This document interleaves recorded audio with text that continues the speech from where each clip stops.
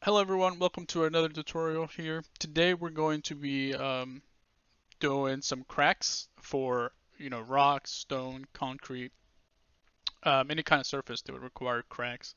Very useful thing to know, to at least understand how they work and how you can make your own to fit whatever need you might have.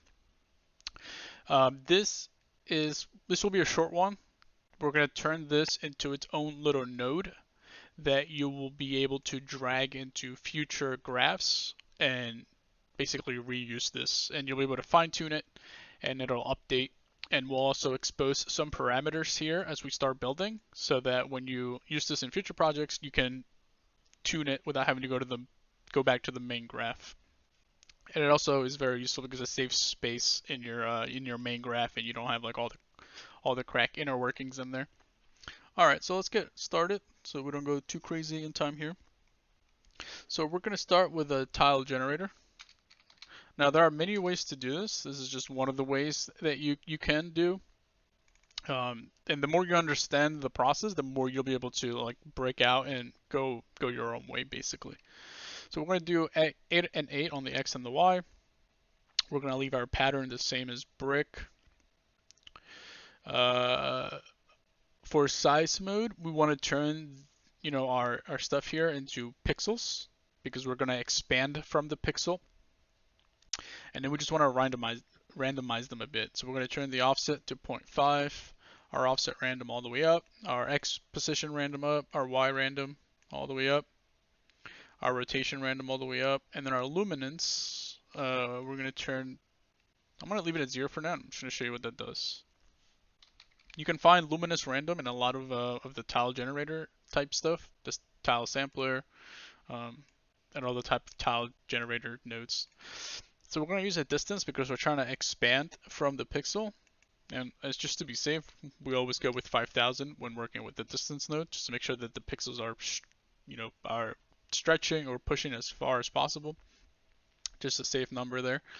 Right, so then we're going to go back into our tile generator and we are going to increase our luminance while double clicking the distance here. And you see that the luminance basically just gives every pixel a grayscale value. And this is useful because we're going to set this to 0.35. Because when we drag from the instance and we do an edge detect, it detects the different color islands and then creates an edge in between them. If for example we turn the luminance random, I'm going to double click the edge detect and then click the generator. If we go back down, if we turn the luminance random down, and we look here, it thinks that the edge detect thinks this is one piece, and so it gives us this. But by giving it some luminance random, we're able to get different shades of gray, so that as long as they're different and they're not matching their neighbors, they can be edge detected. Or I guess you can detect their edges. All right. So for the edge detect, we're just gonna change our edge roundness, which is this right here. First, let's invert this because we're trying to invert the white and the black because we actually want to be working with the cracks, which will be these in betweens. So there's a invert here, so you don't have to do like a grayscale invert or a levels invert. And then we're going to turn this down to 2.5. We're going to leave our edge width at 2 for now. We're going to expose this later on, so we'll just leave it there for now. Okay, and then make sure you invert because we want to work with the in between. And then we're going to pull from this and we're going to do a non-uniform warp grayscale, which is directional. So make sure you get the right one there. And then we're going to do a crystals 1 to plug into.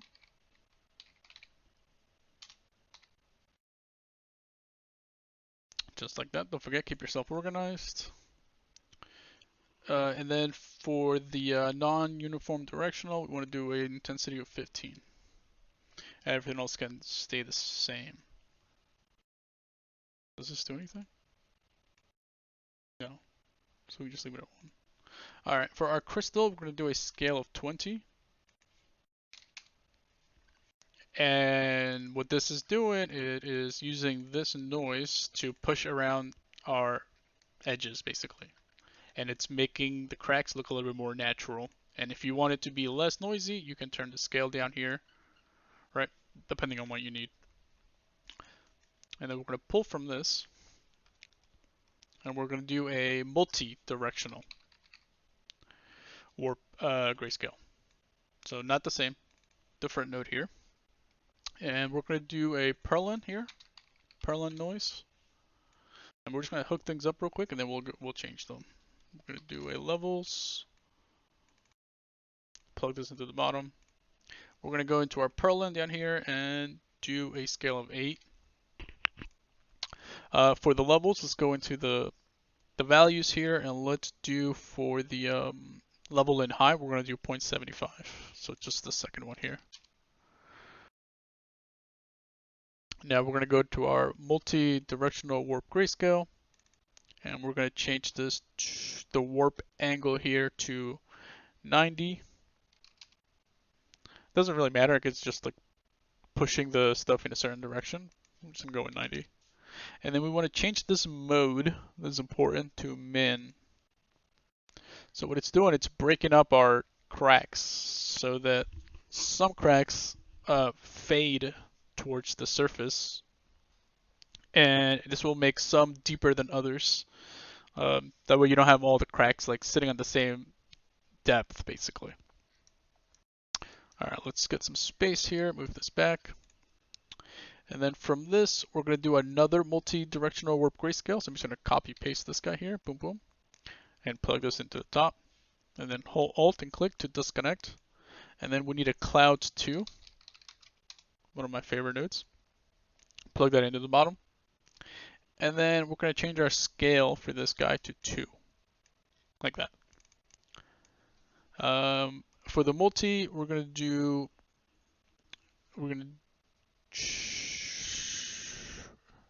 leave the intensity where it is because we're going to also expose this one. So we'll just leave it like that for now. All right. Now we're going to pull from this, and this is because right now, if we were to, let's just plug this into to see what it does. Okay, it's doing something, but as you can see right now, the bottom of the cracks are basically flat. There's a little bit of like, grayscale going on here, a bit of a slope, but for the most part, they're all completely white, so they're just cutting right down, as you can see here. So you have a little bit of a slope going on, but for the most part, they're just kind of cutting all the way down. So to kind of give it more of a crack look, we're going to add a bevel. And you'll see almost immediately what this is doing. For this, we are going to do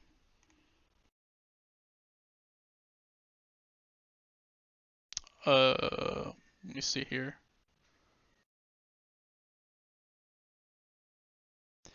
-0.025. -0.025. Now, almost instantly, you can see that our cracks are way more interesting. So what we're doing here is we're beveling it and we're pushing it inward from the from the edges inward. We're adding like a slope, so you can see it doing that here, and it already helps it look way more like cracks, way more realistic, way more like what we want. We're gonna, if you want to smooth them, you can mess around with the smoothing, but we're gonna leave it at 0, and I think leave everything else as is. Now from here, we're gonna pull away from the bevel and do a slope blur grayscale, and we need another clouds 2. We're just gonna spawn another one so that we don't use the same noise. And then we're going to turn the scale here to 4. And then we're going to plug this into the bottom. And then we're going to plug this over here. Now we're going to turn our samples all the way up to get the best quality. And then we're going to use a very, very small intensity of 0.1. Okay, it's a work in progress. Stick with me here. Now below this slope, below blur grayscale, we're going to do a multi-directional warp grayscale. Plug that in here. Then we're going to put the same bevel into the top and the same cloud into the bottom. For these settings, we're going to do 8 for intensity, and then we're going to do min again. And then we're going to blend both of these.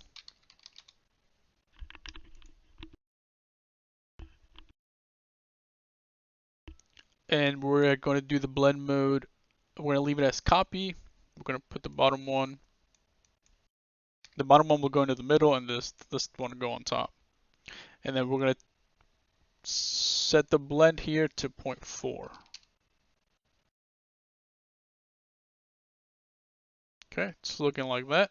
Let's go into our material, edit, and then we want to change our height scale to, like, I don't know, just 1.5 so that it sticks out more, and then, you know, scale up your tessellation factor. If it's looking kind of flat, if it's at 0 or 1, it'll look like this.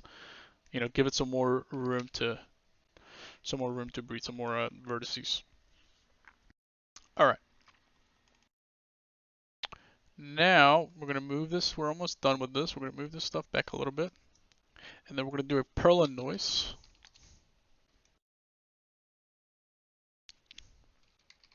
We're going to blur it. And then we are going to do a levels. And then we're going to blend it in here. We're going to subtract.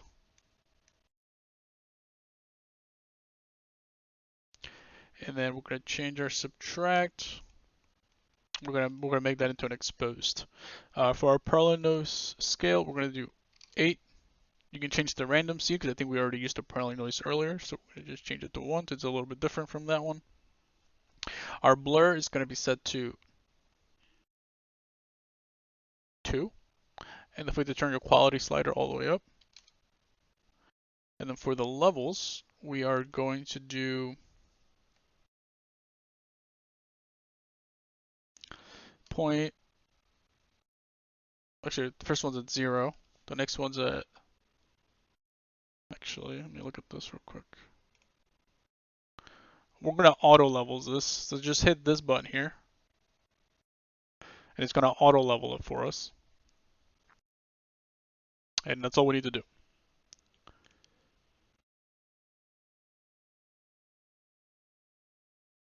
Now, here, if you turn the slider down on the opacity on the blend, we're using this noise here to basically delete some of the cracks. So if we have them all the way up, it looks like this. And if we subtract, we get rid of some. So this is a good controller for like how much like do you want to be showing? Do you want them to be like super like cutting into the ground, or do you want it to be more subtle? Maybe it's like less cracked. So we're just going to leave this at 0.5 for now because we're going to make that into a exposed parameter as well. Okay. So first thing we need to do is we're going to create. Actually, I should probably delete this.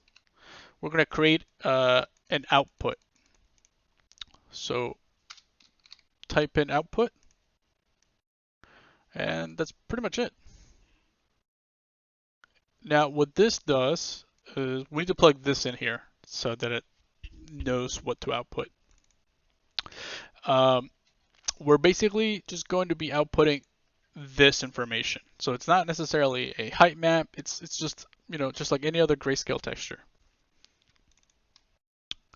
These are just here to visualize it within the graph, but technically these aren't necessary, and I'll explain that later. All right, so now let's create our exposed parameter so that we can, you know, edit this.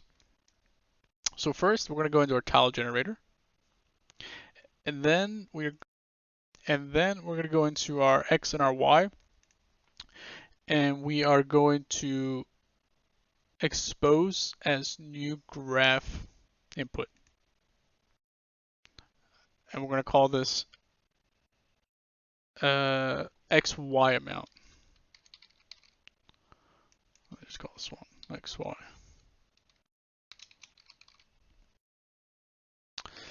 And let's say we want the maximum to be, I don't know, let's do 24. The minimum has to be like, let's say 2, and the default's going to be 8. And then we're going to hit clamp so that it uses this. So the minimum, it'll clamp it between these values. So the minimum will be 2, the maximum will be 24, and the default will be 8. Everything else can stay the same. Boom, boom, boom. Then we're going to hit OK. Now, you'll see here that your amount is going to change to blue. That's because now it is a instance parameter. Or no, it's a parameter. It's an if you click here, yeah, it's like a variable basically. Let's close that. Now, we called it xy because I want both of these values to share the same value. I want them to kind of, when you change one, it'll change the other. They're going to be linked together. So you go down to the drop down, and you can use this when you create a integer, I suppose. It'll be here, and then I can just click this, and now they'll use the same one. Now, if you ever buy a material from ArtStation or Gumroad or wherever, sometimes you'll see this, and that means that it's become like a variable, it's become a parameter. So what you can do to visualize this, because now if you want to go back here, I'm like, oh, I want to change the amount, you can't do it here. Double click the graph, and it'll open basically like an overview of the graph, and your parameters will be here. So here you can change it again. You can change your minimum, your maximum, whether it's a clamp, your default, etc. What you want to go to is preview, and here you'll see your parameter. So if I double click this guy, or yeah, double click it so that I can visualize it, and then here I change my XY, then you can see that it's working. Now this is very useful because if you are working like if you're making a scene, an environment, in Unreal Engine or wherever, this is a good way to like output different variations quickly without having to like go through the graph, and you can just make the important values parameters. Okay, so the next parameter is our edge width. So we're going to go into our edge detect because this is what's determining the thickness with the edge width here. So you can see it, you can see what it's doing right here. So we are going to create a expose as a new graph input. We're going to call this one edge width just as is. And we are going to make the default 2.5.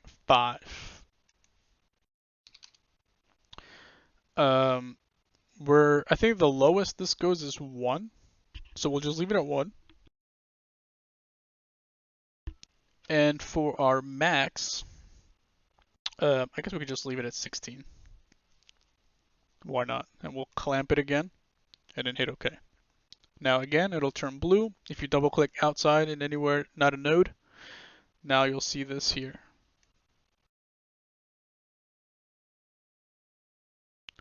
If you click this thing right here, you can, if you forget like what your default is, you can just go here and hit this. If you notice, when you make a change, you get a little asterisk. That means it's been altered. So that's not like your default. So that's how you know if you're not defaulted, and then just hit, reset. Okay. Now the next one is going to be, let me look for it here. The multi-directional. This one right before the bevel. So we're going to go click this guy, and for the intensity, we're going to create another input, and we're going to call this one crag variation. So we're just going to call this one crag variation. And then the label is the one that we'll be seeing. You can write a little description if you want. I'm not going to do that. And then, let's see, let's do we'll leave it at 10 for the default, and then we'll leave the min and the max the same. Make sure it's clamped. We're going to do that. Then the next one will be the bevel, is another important one. So the next node over, the distance. And this one we're going to call, we're just going to call it bevel distance.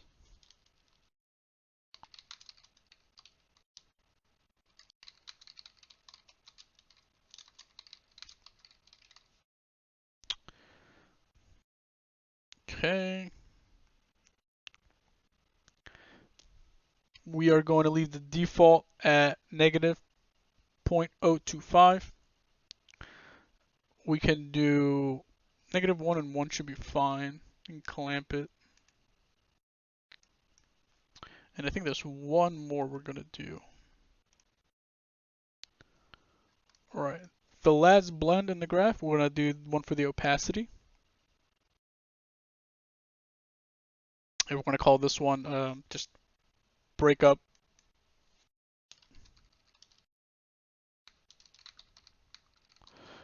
Just breakup opacity, I guess.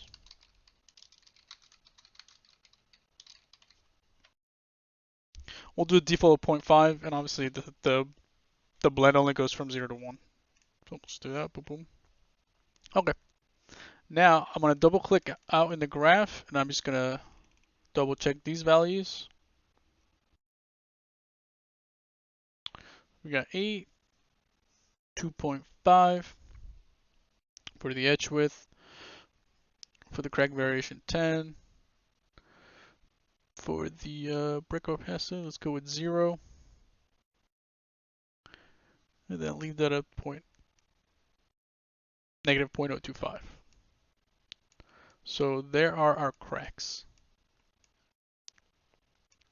And then, feel free to play around with these and then see what it's doing. And if you want to make changes, click on the notes and you'll see what, with the blue text, what's changed. That way you know what you want to edit and stuff.